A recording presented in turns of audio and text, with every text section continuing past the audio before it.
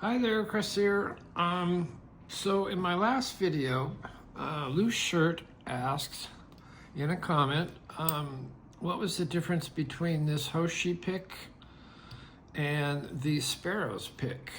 I think this is called the Sako pick. Well, right off, this one's about 500 bucks delivered in the US, and this is about 75. I also have the RWB Gen 3, and this is set up for the anchor lass.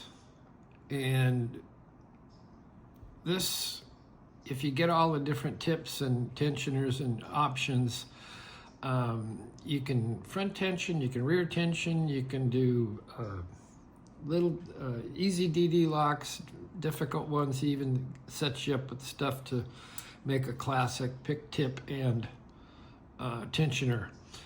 I had all that stuff, but I grabbed the wrong box when I evacuated from the fires, so this is I don't have all the options anymore. But overall, for price, quality, and versatility, this is the best pick, in my opinion.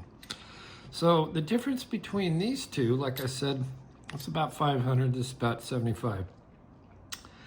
And one thing, I found that this will pick all the classics, except, with an exception, and thank you, Brandino Bandito, for sending me this one. This one, and I've never seen another one like it, the last disc to set is not a 0. So you cannot pick it with this pick tip or this pick tool, because you see this hump here.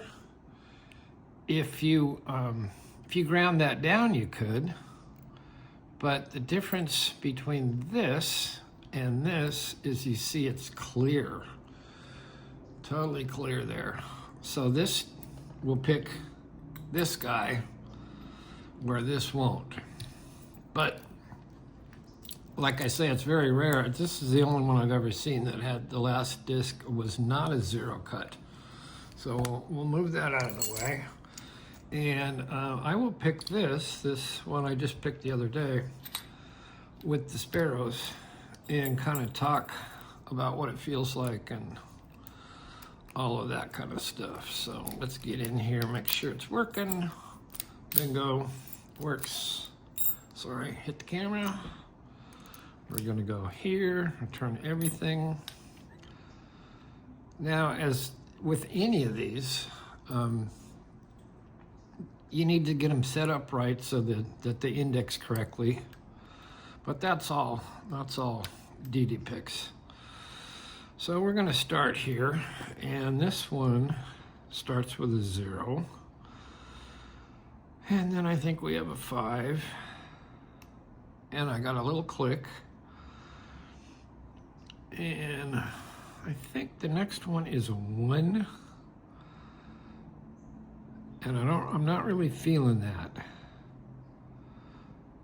But I'm gonna put it at 1 and see if it'll bind.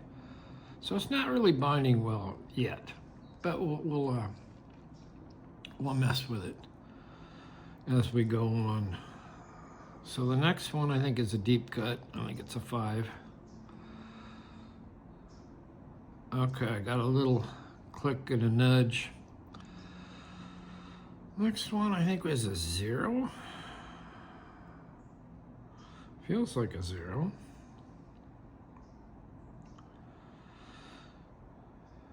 Oh, no, it's binding at 2. Binding hard. That's a good sign. So we're gonna get a click, and we set that one. And I believe that's the true gate.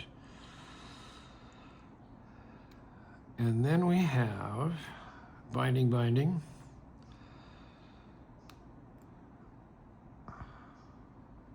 Could be a 4. I'm gonna see if we get another click out of 5. Binding harder, and we got a click out of 5. Okay.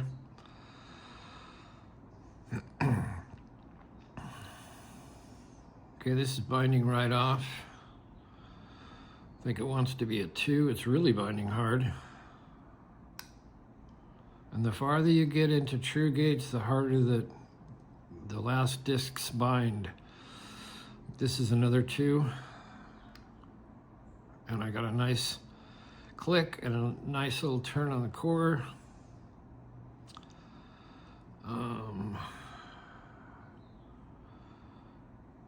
This is binding very hard. That's a false gate. Not enough play in there.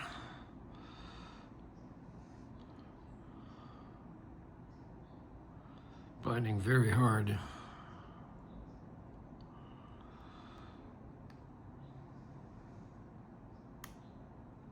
And we got it. So there you go. Loose shirt or anybody else. That is the difference between these two. And like I say, I'll just go over this one more time. This one is a classic, but it's not a 0 at the end. And so because that needs to be able, you need to be able to turn that. This, because of this little notch, will not turn it.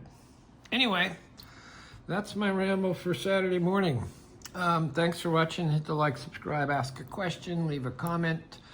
Hope this helps someone. We will see you next time.